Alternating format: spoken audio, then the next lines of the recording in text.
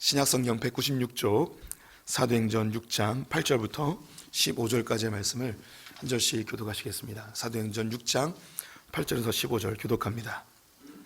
스데반이 은혜와 권능이 충만하여 큰 기사와 표적을 민간에 행하니 이른바 자유민들 그 구레네인 알렉산드리아인 길리기아와 아시아에서 온 사람들의 회당에서 어떤 자들이 일어나 스데반과 더불어 논쟁할세. 스데반이 지혜와 성령으로 말함을 그들이 능히 당하지 못하여 사람들을 매수하여 말하게 하되 이 사람이 모세와 하나님을 모독하는 말을 하는 것을 우리가 들었노라 하게 하고 백성과 장로와 서기관들을 충동시켜 와서 잡아가지고 공회에 이르러 거짓 증인들을 세우니 이르되 이 사람이 이 거룩한 곳과 율법을 거슬러 말하기를 맞이 아니하는도다. 그의 말에 이 나사렛 예수가 이곳을 헐고 또 모세가 우리에게 전하여 준 규례를 고치겠다 함을 우리가 들었노라 하거늘.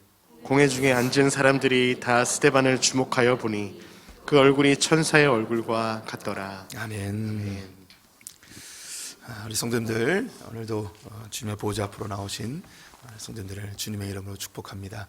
또 온라인으로 함께 하신 성도님들 주님의 이름으로 환영합니다. 우리 옆 사람과 반갑게 인사할까요? 하나님은 당신 편이십니다. 감사합니다. 네, 제가 조용하게 얘기하니까 성도님들도 조용하게 인사를 하시네요. 네, 명절들 잘 보내셨습니까? 명절의 기쁨보다도 지난 한 주간 너무 추워가지고 온 지구가 다 꽁꽁 얼은 듯한 느낌이 듭니다. 저도 이 추위 때문인지 감기에 온판 걸려가지고 목소리가 형편없이 졌는데, 또 어떤 분들은 이런 목소리가 마치 부흥회 온 듯한 그런 은혜의 목소리라고 여기기도 하시더군요. 할렐루야. 저는 또 지난 한 주간 맹추위로 인해서 가슴이 떨린 것도 있었지만 가스 고지서를 받고서 굉장히 가슴이 떨렸습니다. 지난달 가스비가 250만 원이 나왔습니다. 와, 교회. 그 전에 보통 한 150만 원 나오는데 가스비가 올라가지고 250만 원이 나왔습니다.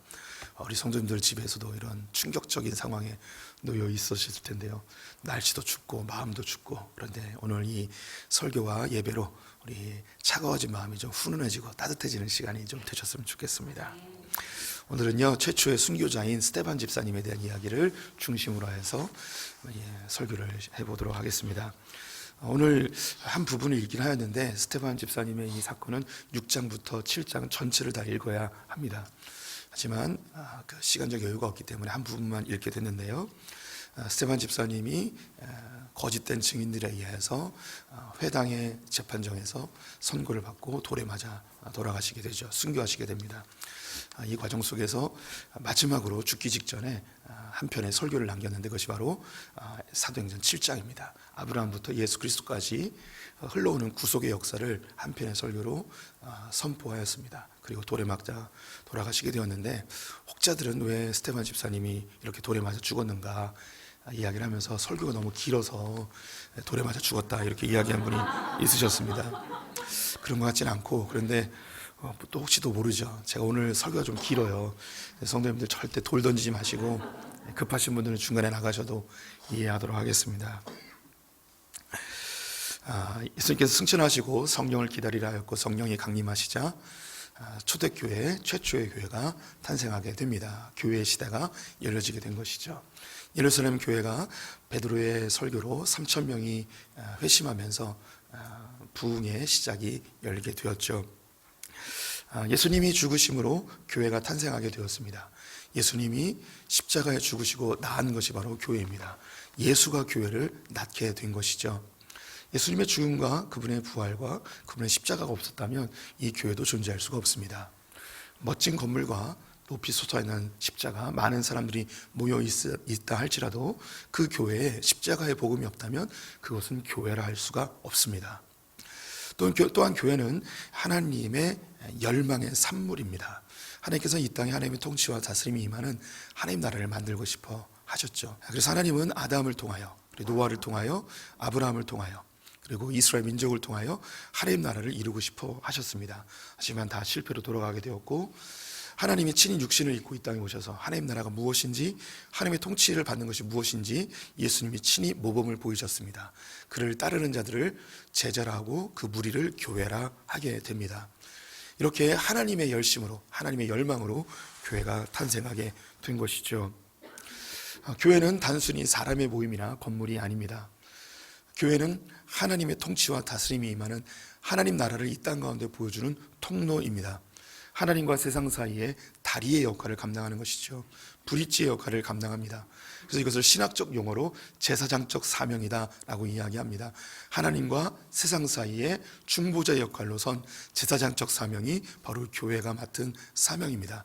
이것을 잘 보여주는 성경구절 3주째 계속 읽고 있는데요, 베드로전서 2장 9절 말씀을 같이 읽어보도록 하겠습니다. 그러나 너희는 택하신 족속이요 왕같은 제사장들이요 거룩한 나라요 그의 소유가 된 백성이니 이는 너희를 어두운 데서 불러내어 그의 기이한 빛에 들어가게 하시니에 아름다운 덕을 선포하게 하려 하심이라. 하나님 우리를 왕같은 제사장으로 부르셔서 하나님의 그 아름다움과 풍성함과 행복과 기쁨을 이 세상에 전파하는 통로로 사용하신다고 합니다. 이 사명은 우리에게만 주어진 것이 아니었고 이스라엘 민족이 애굽에서 종살이할 때 하나님이 건져내시면서 주신 명령이기도 합니다. 출애굽의 과정 속에 10가지의 재앙이 있었는데 그 중에 핵심인 어린 양의 피로 그들은 구원을 받게 되지요. 홍해를 건너면서 옛 모습은 죽어버리고 새로운 피조물로 거듭남을 보여주었습니다. 그들의 첫 번째 목적지는 시내산이었는데 이곳에서 하나님과 이스라엘 백성 사이에 언약을 맺게 됩니다. 이스라엘 백성들은 여호와를 자신들의 하나님으로 보시게 되고 하나님은 이스라엘 백성을 자기의 백성으로 삼게 됩니다. 이것은 마치 하나님이 남편으로 이스라엘이 신부로 언약을 맺는 모습과 동일합니다. 이렇게 언약을 맺은 하나님께서 이스라엘 백성들을 향하여서 출애굽기 19장에 보면 그들의 정체성에 대하여 그들을 선택한 이유에 대하여 설명을 하십니다. 이스라엘이 강한 민족이나 뛰어난 민족이기 때문이 아니고 그들은 종의 삶을 살고 있었고 가장 연약한 민족이었지만 마치 독수리가 아기 새를 등에 업고 나는 것처럼 이스라엘 백성들을 곱게 시내산까지 옮겨왔다 이야기하며 너희는 나의 선택된 백성이다, 너는 내 소유다 이야기하고 너는 이 많은 민족들 가운데 구별해낸 거룩한 나라다 이야기합니다. 그러면서 너희는 제사장 족속이다 라고 이야기하십니다. 제사장 족속이라 하면 바로 이 제사장적 사명입니다. 하나님과 열방 사이에서 하나님의 아름다움과 그 풍성함과 그 찬란함을 보여주는 것이 바로 이 이스라엘을 향한 하나님의 제사장적 사명이죠. 그럼 어떻게 이 제사장적 사명을 감당할 것인가, 어떻게 제사장으로서의 나라를 감당할 것인가를 보여주기 위하여 하나님은 레위 지파 중에서 그리고 특별히 제사장 아론의 가문을 통하여 제사장이 어떤 사람인지 샘플로 보여주십니다. 이스라엘 백성들은 제사장들이 하는 모습을 보고 그들이 그대로 열방 가운데 제사장적 나라로 살아내야 했습니다. 성경을 보면 이 제사장들이 무엇을 해야 되는지 자세하게 설명을 해주고 있는데요, 출애굽기와 레위기와 신명기 등에서 나타납니다. 이 제사장의 사명을 여러 개가 있지만 축약해서 3가지로 나눌 수 있습니다. 3가지를 설명해 드릴 텐데 하나님 입장보다는 사람의 입장에서부터 설명을 해드리도록 하겠습니다. 제사장이 해야 될 사명 중에 첫 번째가 무엇이냐면 가난한 자들을 구제하는 것이 제사장의 첫 번째 사명이었습니다. 이미 아시듯이 이스라엘 민족들은 자신들의 수확의 10분의 1을 성전 혹은 성막에 드리게 됩니다. 이 드려진 11조를 가지고 제사장 그룹은 일부분 성막과 성전을 수리하는 데 보존하는 데 사용을 합니다. 그리고 그들의 생활비로 사례금으로 사용하죠. 남은 것을 거의 대부분 가난한 자들을 위하여 구제 사역에 이 11조를 사용하게 되어 있었습니다. 그런데 이스라엘 백성들이 멸망할 즈음에는 이런 선순환이 잘 일어나질 않았습니다. 11조를 성전에다 갖다 내면 제사장들이 이곳에서 성전 수리도 제대로 하지 아니하였고 가난한 자들을 구제하는 일에도 잘 사용하지 않았습니다.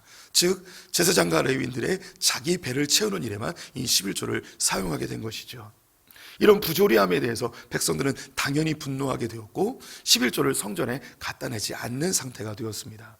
그러니 성전 수리는 더 힘들어지게 되고 가난한 자들에게 더 줄 것이 없고 심지어 레위인과 제사장들도 자기의 몫이 없어지게 되었습니다. 그러니 제사장과 레위인들은 다른 직업을 찾아 떠나버리게 되죠. 그러면 성전은 더욱더 초라해지고 백성들은 예배드리지 못하고 하나님과 점점 멀어져 결국 멸망의 길로 치닫게 되었습니다. 제사장들에게 제일 먼저 주어진 사명은 가난한 자들을 돌보는 것, 구제하는 일을 하게 하였습니다. 예수님께서 하신 산상수훈의 말씀 중에 오른손이 하는 일을 왼손이 모르게 하라 이야기하셨죠. 하나님이 구약에서도 마을 공동체에서 가난한 자들에 대하여 성도들이, 백성들이 직접 구제하기보다는 성전이나 성막을 경유하여 제사장들을 통하여서 구제하도록 하였습니다. 이것은 주는 자의 우월감이나 받는 자의 부담감을 상쇄하기 위함이죠. 이것이 제사장들이 해야 될 중요한 역할이었습니다. 두 번째, 제사장들에게 주어진 사명이 있다면 그것은 바로 중보의 역할입니다. 하나님과 백성 사이에 서서 그들이 중보자로 역할을 감당하는 것이죠. 당시 대제사장이 입고 있었던 의복을 그림으로 보여드리도록 하겠습니다. 이것을 에봇이라고 이야기하는데요, 대제사장이 입는 에봇에는 특별히 보석 12개가 박혀있는 흉패를 달게 되어 있습니다. 이 보석 12개는 12지파를 의미하고 여기에 각 지파의 이름이 기록이 되어 있습니다. 또한 어깨에 견대를 차게 되어 있는데 여기도 보석이 하나씩 박혀 있습니다. 이 보석에는 6개씩 지파의 이름이 총 12개가 기록이 되어 있습니다. 이것은 대제사장이 하나님께 기도하러 나갈 때에 12지파를 가슴에 품고 아비의 마음으로, 어미의 마음으로 하나님께 나아가 기도하는 것이죠.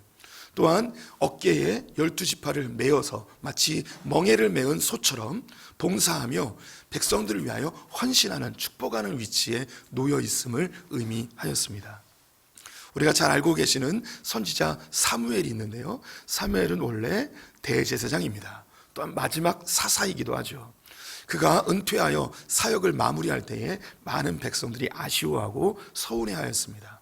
그때에 그 백성들을 향하여서 사무엘 선지자가 이야기하기를, 내가 너희를 위하여 기도하는 것을 쉬는 죄를 여호와 앞에서 결단코 짓지 않겠다라고 선언을 합니다.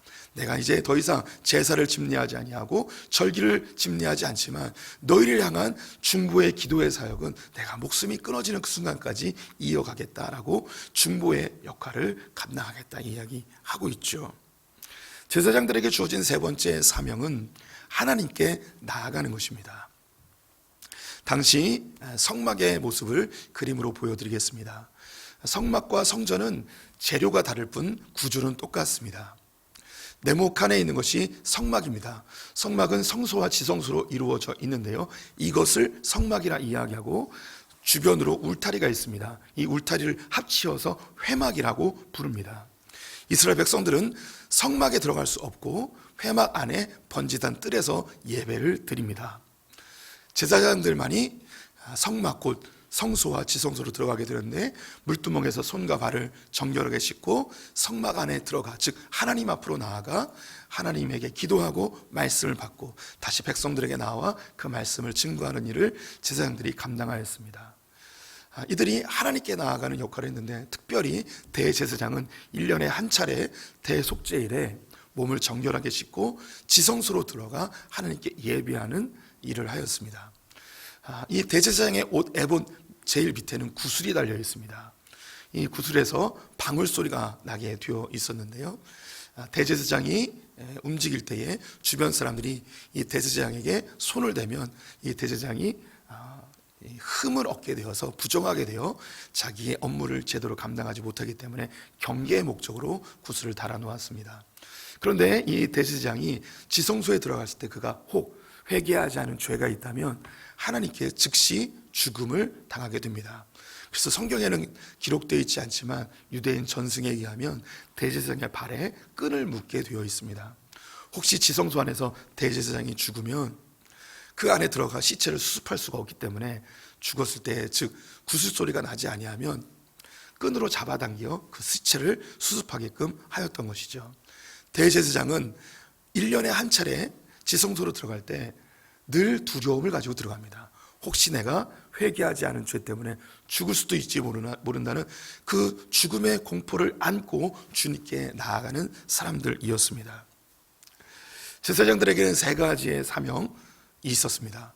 가난한 자들을 돕는 것, 그리고 백성들 사이에 중보자로 서는 것, 그리고 하나님께 나아가는 것, 이것이 제사장들에게 주어진 세 가지 사명입니다. 교회 시대에 이 제사장 사명은 고스란히 교회에게 부여해 주셨습니다. 우리를 왕같은 제사장으로 부르셨기 때문이죠. 하지만 이 제사장적 사명은 우리가 사실 감당하기 쉽지가 않습니다. 그래서 성령님이 우리 안에 오셔서 성령의 힘으로 이 제사장적 사명을 감당하게 됩니다. 그런 가운데 성령님이 특별하게 은혜를 주셔서 기적이 일어나기도 하고 치유의 역사가 일어나기도 하는 것이죠. 그렇다면 교회는 이 제사장적 사명을 어떻게 감당하면 좋을까요? 최초의 교회인 예루살렘 교회가 제사장적 사명을 어떻게 감당했는지 샘플로 우리에게 보여주고 있습니다. 제일 먼저 제사장적 사명을 받은 교회는 언제 어디서나 가난한 자들을 구제하는 일에 힘써야 합니다. 오늘 본문 1절과 3절 말씀을 같이 읽어보도록 하겠습니다. 그때 제자가 더 많아졌는데 헬라파 유대인들이 자기의 과부들이 매일의 구제에 빠짐으로 히브리파 사람을 원망하니, 형제들아, 너희 가운데서 성령과 지혜가 충만하여 칭찬받는 사람 7을 택하라. 우리가 이 일을 그들에게 맡기고. 베드로의 설교로 3천 명이 회심을 하였죠. 그 이후로 시간이 지나면서 더 많은 제자들이 교회로 오게 되었습니다. 3천 명의 회심으로 인하여서 그들이 가지고 있는 물건을 팔아 필요한 대로 나누어 줬는데, 이것을 제가 한번 설명을 드렸죠. 이것은 외국에서 온 유대인들이 집으로 돌아가지 아니하고 예루살렘에 그대로 정착하였기 때문에 그들의 살림살이가 필요하여서 그것을 서로 나눈 것이라고 말씀을 드렸습니다. 그럼에도 불구하고 교회는 가는 곳마다 제사장적 사명인 가난한 자들을 섬기는 일, 고아와 과부를 돕는 일을 지속적으로 해나가고 있었습니다. 지금 우리가 먹고 살기 좋은 시절을 살고 있지만 우리 눈을 조금만 돌리면 전 세계의 수많은 사람들이 여전히 하루에 한 끼도 해결하지 못하고 살아가고 있는 것이 현실입니다. 당시 초대교회는 지금 못지않은 더 심각한 기근과 가난과 굶주림에 시달리고 있었죠. 그래서 예루살렘 교회는 형성되자마자 제일 먼저 한 것이 뭐냐면 가난한 자들을 먹이는 일을 하게 됩니다. 그런데 문제가 생겼습니다. 당시 예루살렘의 주력 세력이었던 히브리어를 사용하고 있는 히브리파 그리스도인들이 헬라어를 쓰고 있는 헬라파 그리스도인들, 즉 외국에서 오게 되어진, 새롭게 유입되어진 성도들을 잘 알지도 못하고 또 챙기는 것이 좀 소홀하였던 모양입니다. 그래서 가난한 자들에 대하여 먹을 것을 제대로 공급하지 않게 되자 헬라파 그리스도인들이 사도들에게 그들의 불명과 이 부조리함을 이야기하게 되죠. 이것이 갈등 같았지만 곧바로 해소가 되어집니다. 7명의 집사를 세워서 이 구제한 일을 맡기고 그 마음에 상함이 없도록 이를 잘 진행케 하였습니다. 오늘 여기에 7명의 집사가 세워지는데 그 중에 한 명이 스데반 집사이기도 하죠. 이 집사를 세우는 것이, 집사를 세웠다는 것이 중요한 것이 아니고 집사를 왜 세웠는가가 중요합니다. 이것은 가난한 자들을 지속적으로 조금 더 효과적으로 지원하기 위한 방편으로 7명의 집사를 세우게 된 것이죠. 이렇게 하나님의 아름다움, 하나님 나라의 풍성함, 이런 것을 가진 자들만 누리는 것이 아니고 교회 공동체 안에서 가난한 자들에게 함께 나누는 아름다운 모습이 초대교회 예루살렘 교회에서부터 발생하게 되었습니다. 그런데 이렇게 가난한 자들을 섬기는 이 일이 벌어지자 이 예루살렘 안에 놀라운 일이 한 가지 발생하게 됩니다. 그 일이 무엇인지 7절 말씀 같이 읽어보겠습니다. 하나님의 말씀이 점점 왕성하여 예루살렘에 있는 제자의 수가 더 심히 많아지고 허다한 제사장의 무리도 이 도에 복종하니라. 예루살렘 교회가 가난한 자들을 섬기는 일이 잘 진행되어지자 이 교회 안으로 누가 들어오게 되냐면 허다한 제사장들이 들어오게 됩니다. 우리 성도님들, 이게 느낌이 오시나요? 제사장들이 교회로 오게 된 거예요. 이 제사장들이 어떤 사람이냐면 예수님이 십자가에 달릴 때 십자가에 못 박으라고 소리쳤던 사람들입니다. 예루살렘 성전을 허문다고 이야기하는 예수에 대해서 신성 모독이라 이야기하며 예수를 죽여야 된다고 앞장섰던 사람들이 바로 이 제사장 그룹이란 말이죠. 근데 그들이 교회로 오게 되었습니다. 한 신학자에 의하면 이 당시 이스라엘은 제사장이 한 8,000명쯤 있었고 레위인들이 한 10,000명쯤 있었다고 합니다.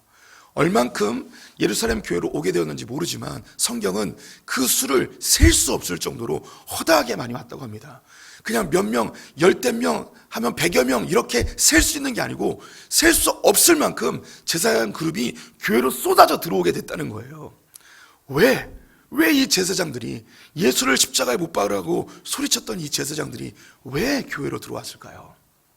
그 이유는 예루살렘 교회가 구제 사역에 힘썼기 때문입니다. 제사장들은 알아요. 모세 율법에서 제사장들이 해야 될 가장 중요한 일이 고아와 과부와 가난한 자들을 섬겨야 되는 것, 구제해야 되는 걸 알고 있었어요. 근데 이 예루살렘 성전은 그 일을 안 하고 있었거든요. 바리새인들과 종교 지도자들이 기득권에 휩싸여서 자기의 배를 채우는 일이만 현안이 되어 있고 가난한 자들을 돌보는 일을 하지 않고 있었습니다.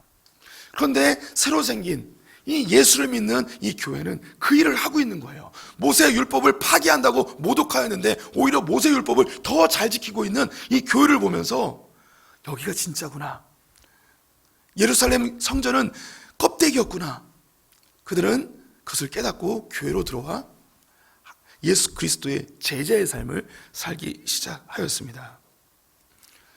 2000년 기독교 역사 속에서 교회는 늘 그 교회가 존재하는 곳에서 이 섬김의 사역을 감당해 왔습니다. 가난한 곳에서는 먹을 것을 나누었고요, 교육이 필요한 곳은 학교를 세웁니다. 병든 자들을 위해서 병원을 세우고요, 수많은 이 구제의 사역들을 2000년 역사 속에서 감당해 왔습니다. 우리가 모든 것을 할 수 있는 것은 아닙니다. 하지만 그 교회가 놓여진 그 지역사회를 위해서 힘써 섬겨야 합니다. 소풍교회도 개척 이후에 무료급식도 하고 반찬 배달도 지금 계속 진행하고 있고, 장애인 복지단체에서 우리가 정기적으로 돕기도 하고, 지역에 있는 복지센터를 돕기도 하고, 이런 여러 가지 사역들을 해왔습니다. 또 교회 내에 어려운 홀로 되신 분들을 돕기도 하고, 또 우리가 다음 주에 하게 되는 장학금도 그런 일환에서 진행이 되는 것이죠. 제가 목회를 하면서 참 보람되고 참 감사했던 일들이 많이 있는데, 그 중에 한 가지가 한 12년 전에 있었던 일입니다. 교회에서 근무하고 있었는데 경찰관 두 분이 교회에 찾아오셨습니다. 경찰이 오니까 약간 떨리긴 하더라고요. 근데 왜 오셨는지 자초지종을 이야기해 주셨습니다. 자기 경내에서 오토바이 도난 사건이 자주 발생하였는데 범인을 잡아보니 중학생이었습니다.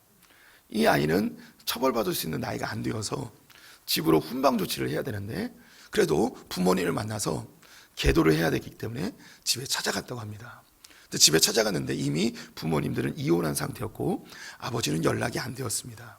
어머니가 위에 고등학교 누나와 이 중학교 아들을 키우고 있었는데 어머니는 큰 병에 걸려서 누워만 계셨습니다.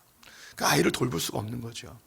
이 경찰관 아저씨가 그 가정 상황을 보고서 마음이 너무 힘들어져서 그냥 아이를 놓고 올 수는 없었다고 합니다. 그래서 동사무소에 갔는데 그 사회복지 대상자가 아니라는 거예요. 그래서 도울 수가 없다는 거죠. 그래서 쌀을 몇 번 줄 수는 있어도 정기적으로 도울 수 없다는 이야기를 듣고서 이 경찰관 아저씨가 이 아이와 이 가정을 위해서 어떻게 해야 될지 고민을 하신 모양입니다. 그런데 떠오른 게 어디냐면 소풍교회가 떠오른 거예요. 그리고 교회에 찾아오신 거죠. 저는 너무 감격했습니다. 그래서 그 집안을 도울 수 없겠냐, 그래서 저희가 그때부터 고등학교 졸업할 때까지 이 가정을 돕게 되었습니다. 그리고 마지막에 이 어머님이 이제 아들이 졸업했으니까 돕지 않으셔도 된다고 연락이 와서 돕지 않게 되었죠.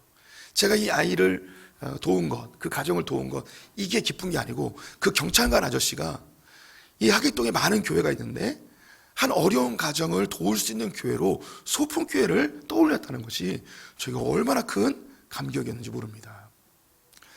우리 교회에도 주변에서 어느 교회 갈까요 하면 소풍교회 가보세요 이렇게 소개받아서 오신 분들이 더러 계시죠. 옆에 있는 한 교회에 신혼부부가 등록하러 갔어요. 그랬더니 거기 한 장로님 부인 되시는 권사님이 집사님 네 분은 우리 교회 다니는 것보다 소풍교회 다니는 게 나을 것 같아요. 그래서 소풍교회로 전도를 해주신 분이 계세요. 네. 이렇게 교회가요, 오른손이 하는 일을 왼손이 모르게 잠잠히 일을 하다 보면 하나님께서 교회를 높여주시고 사람들이 교회를 영화롭게 여기는 그런 때가 오는 것 같습니다. 제사장적 사명을 받은 교회가 해야 될 두 번째 사명은 바로 중보의 사역입니다. 제사장들이 이스라엘 민족을 가슴에 품고 기도했던 것처럼 교회는 이 나라와 이 민족, 이 지역과 우리 이웃들을 가슴에 품고 기도해야 될 사명을 갖고 있습니다. 오늘 예루살렘 교회가 기도한 것을 4절에서 확인해 보도록 하겠습니다. 함께 읽습니다. 우리는 오로지 기도하는 일과 말씀 사역에 힘쓰리라 하니. 이스라엘 백성들에게 제사장적 사명의 샘플이 제사장들이었다면 교회에게 제사장적 사명의 샘플은 사도들이었습니다. 이것이 지금은 목회자들이 바로 그 샘플이 되고 우리 성도들이 목회자를 보면서 그것을 모범 삼아 제사장적 사명을 감당하는 것이죠. 구제 사역은 7 집사에게 맡기고 사도들은 하나님 앞에 기도하며 말씀을 전하는 일에 전무하기로 결정을 하였습니다. 이것이 교회가 해야 될 일입니다. 우리 성도들이 일상생활 속에서 기도할 시간을 확보하지 못하는 분들도 있죠. 하지만 일상의 삶에 여유가 있는 분들은 무엇보다도 기도하는 일에 힘쓰셔야 할 것입니다. 이제는 우리 선배 신앙인들은 하루 종일 교회에 와서 이런저런 담소도 나누고 밤에 매일마다 철야하면서 기도했던 우리 어르신네들을 기억할 것입니다. 이것이 교회가 감당해야 될 목 같아요. 교회가 중보해야 될 것이 2가지가 있는데요. 첫 번째는 이 땅의 죄를 위하여 기도해야 됩니다. 이 땅에 수많은 죄악들이 쏟아져 나오고 있습니다. 이것을 우리의 죄로 여기고 이 땅을 긍휼히 여겨달라고 주의 필로 덮어달라고 우리는 기도해야 합니다. 제가 중보기도학교나 중보기도에 대해서 강조할 때마다 이야기하는 것인데 제일 좋은 중보기도의 방법은 뉴스를 보고 기도하는 것입니다. 뉴스에는 이 땅의 아픔과 슬픔과 죄악들이 다 소개되어지고 있습니다. 그거를 가지고 기도만 하더라도 우리의 기도 시간은 충분히 채울 수 있을 것이라고 생각이 듭니다.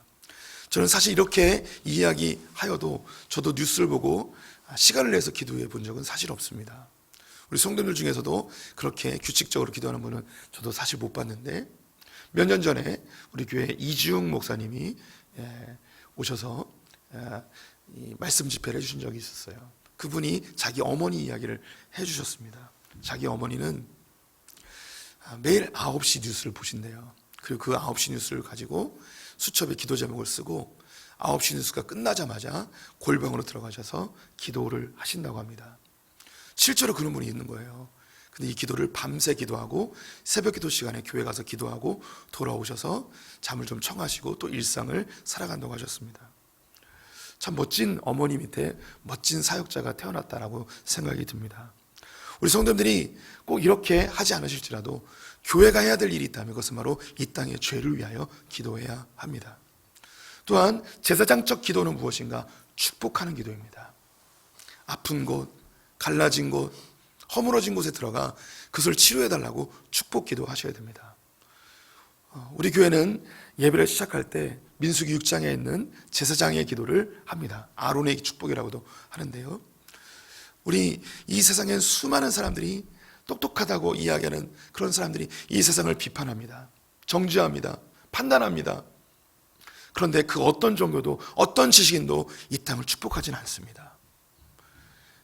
이 세상의 아픔을 놓고 함께 울며 이 땅을 치료해달라고 하나님께 축복하는 그런 종교를 찾아보십시오. 이 세상 그 어디에 있나? 우리 주변에 늘 불평과 불만과 원망과 저주를 쏟아내는 사람이 있지. 그 원수들을 향하여, 그 아픈 땅을 위하여, 그 죽어가는 것을 위하여 기도하는 자, 축복하는 자를 찾는다면 저는 당당하게 이야기할 수 있습니다. 그건 오로지 교회밖에 없습니다. 이 세상에 있는 모든 종교는 자기 중심적 종교입니다. 자기의 복을 위하여 빌 뿐, 그 땅을 위하여, 그 민족을 위하여, 그 아픔을 위하여 눈물을 흘리며 축복하는 그런 종교를 찾는다면 저는 단언컨대 교회밖에 없다고 확신합니다. 왜? 주님이 우리에게 그 사명을 부여하셨기 때문이죠. 세 번째로 제사장적 사명을 받은 교회는요, 하나님께 나아가는 교회입니다. 오늘 본문에 스데반 집사가 돌에 맞아 죽는 바로 직전의 모습이었는데요. 스데반 집사님은 단순히 한 개인이 아니고 예루살렘 교회의 한 대표적 인물입니다. 그는 사도가 아니었고 우리 성도들과 같은 일반 성도였습니다.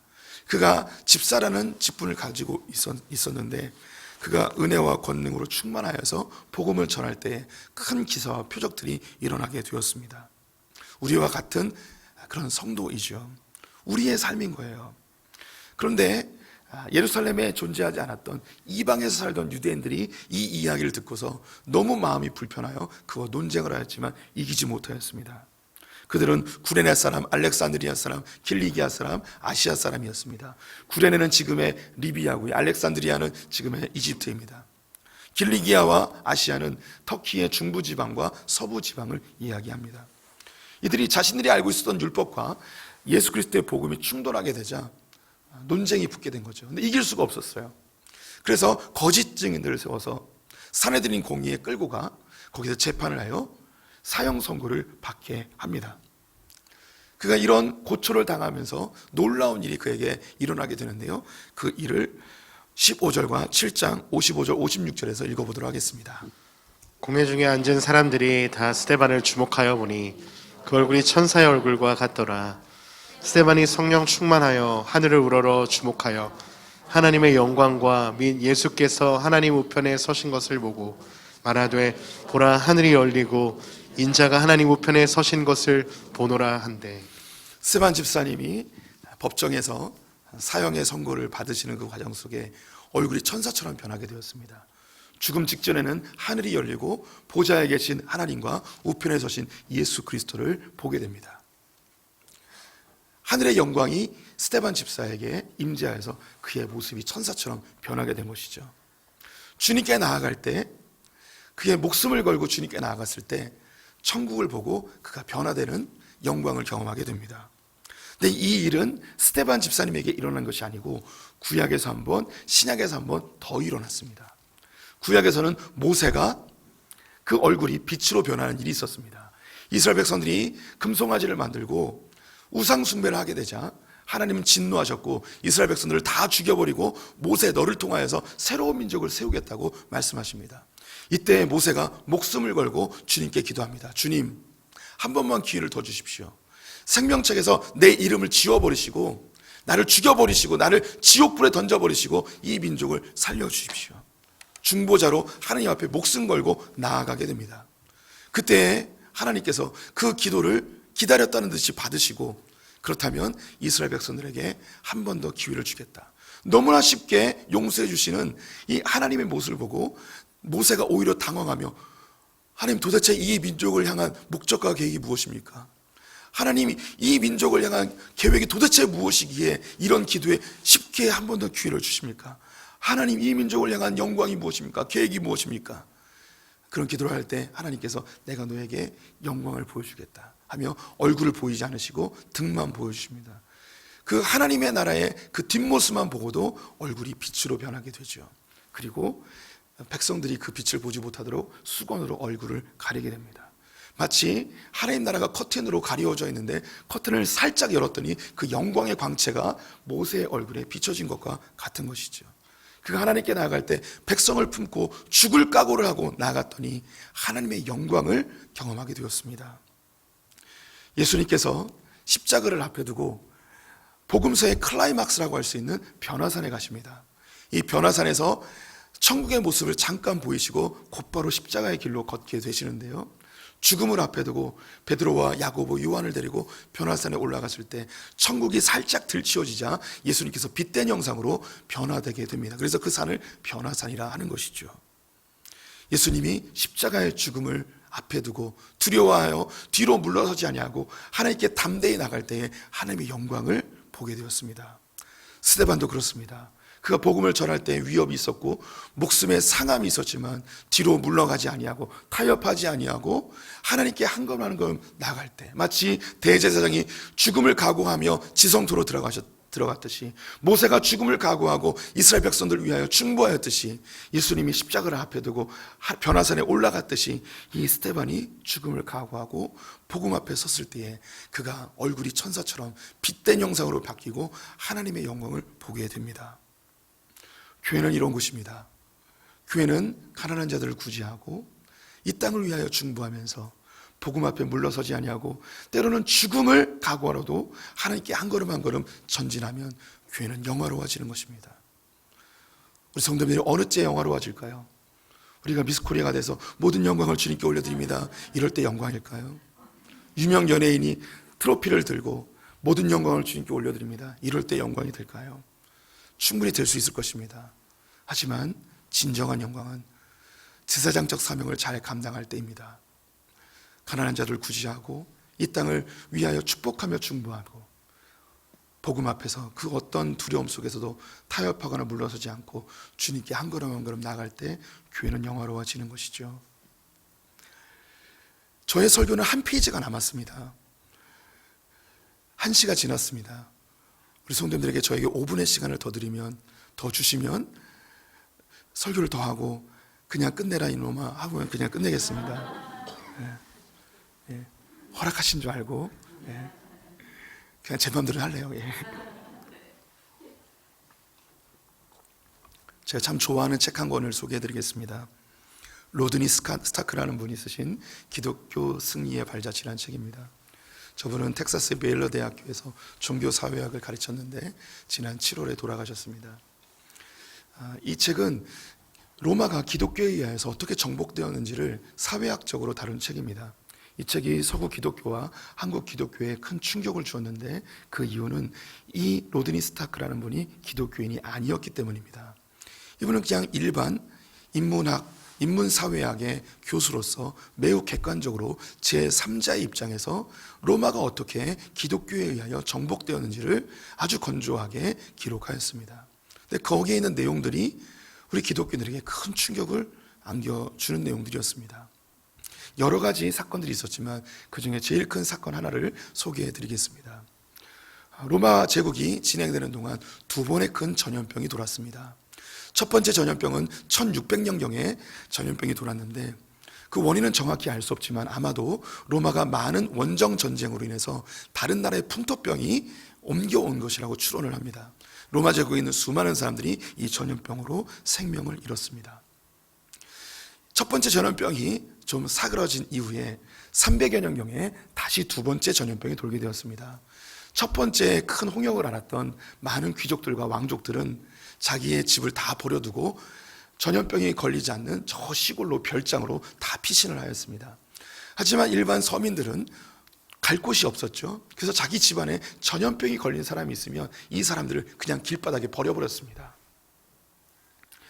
길바닥에 버려진 이 전염병자들은 온몸에 종기가 나고 먹지 못하고 돌봄받지 못하니까 신음하면서 지나가는 사람들에게 구걸을 하며 도와달라고 소리쳤습니다. 하지만 로마 시민들은 자신도 전염병에 걸릴까 하여 돕지 못하였죠. 그런데 길바닥에 널브러져 있는 이 로마의 전염병 걸린 사람들을 보고서 안타까워하며 긍휼의 마음으로 걷어준 사람들이 있었습니다. 이 사람들이 바로 로마의 기독교인들이었습니다. 로마 시민들은 자기들을 사자굴에 던지고 화형시키고 목을 잘랐던 사람인데 죽어가는 그들을 위하여서 외면치 아니하고 그들의 가정교회로 인도하여 그들을 닦고 먹이게 되었습니다. 지금도 그렇지만 대부분의 전염병은 청결관리만 잘하여도 많이 예방할 수가 있습니다. 하지만 고대 사회는 이 청결의식이 없었죠. 하지만 유대인들은 이 청결의식이 굉장히 강력했습니다. 밖에 나갔다 올 때마다 손발을 씻었죠. 또 하루에 한 번 몸을 깨끗하게 씻는 그런 의식을 갖춘 사람들도 있었습니다. 그러니 상대적으로 전염병에 훨씬 강력한 면역력을 갖게 되었습니다. 이 거리에 널브러진 전염병 환자들을 가정교회로 데려와 그들을 닦이고 먹이기 시작했습니다. 이렇게 청결을 유지하고 먹이니까 이 사람들이 살아나는 거예요. 이 위생관념이 없었던 로마인들에게는 교회에 갔더니 사람이 살아나는 모습을 보면서 기적이 일어났다는 소식이 사람들에게 퍼지기 시작했습니다. 그래서 전염병 걸린 사람들이 다 교회로 몰려오고 이곳에서 치료를 받고 그들은 예수 믿는 사람이 되기 시작했습니다. 콘스탄틴 대제가 기독교를 인정할 때 이미 로마 사회에는 50% 이상이 기독교인으로 변화된 상태였습니다. 그 외에 다른 사건들도 있지만 이 사건이 엄청난 큰 파장을 일으켰습니다. 교회는 가는 곳마다 가난한 자들을 도와야 합니다. 또한 그 땅을 축복해야 됩니다. 아무리 원수되었어도. 또한 이 로마의 기독교인들은 사자밥이 되고 화형을 당할지라도 복음 앞에 타협하거나 뒤로 물러서지 아니하고 제사장적 사명 가지고 죽으면 죽으리라는 각오 가지고 하나님 앞으로 한 걸음 한 걸음 걸어 나갔을 때에 로마가 뒤집어지고 교회는 영화로워집니다. 우리도 이 삶을 살아야 됩니다. 우리 소품기에 끊임없이 이 땅을 섬기는 일, 그리고 중보의 일, 복음 앞에 뒤로 물러서지 아니하고 하나님께 전진하는 이 사명 끝까지 잘 감당하였으면 좋겠습니다. 기도하겠습니다. 하나님, 우리를 제사장으로 부르시고 하나님 나라의 통로로 삼아주시니 감사합니다. 우리가 복의 근원 되길 원합니다. 교회를 통하여 이 땅이 복받게 하여 주시옵소서. 또한 우리가 모든 것을 할 수 없지만 모든 것을 하실 수 있는 하나님께 기도합니다. 이 땅을 치유하시고 이 땅을 회복시켜 주시옵소서. 또한 우리가 복음 앞에 타협하거나 물러서지 아니하고 주 앞에 목숨 걸고 한 걸음 한 걸음 전진하는 아버지의 백성들 되게 하여 주시옵소서. 그래야 천국이 열리고 보좌에 계신 주님과 우편에 계신 예수 그리스도를 친히 만나는 영광을 누리게 하여 주시옵소서. 지금 우리 주 예수 그리스도 안에와 하나님 아버지의 무한하신 사랑과 성령의 교통하심이 주의 부르신 제사장의 사명 잘 감당하기로 결정한 소풍의 모든 성도들과 우리의 자녀들과 저 북에 있는 형제자매들 열방의 선교사님들 위해 지금부터 영원토록 함께 계실지어다. 아멘.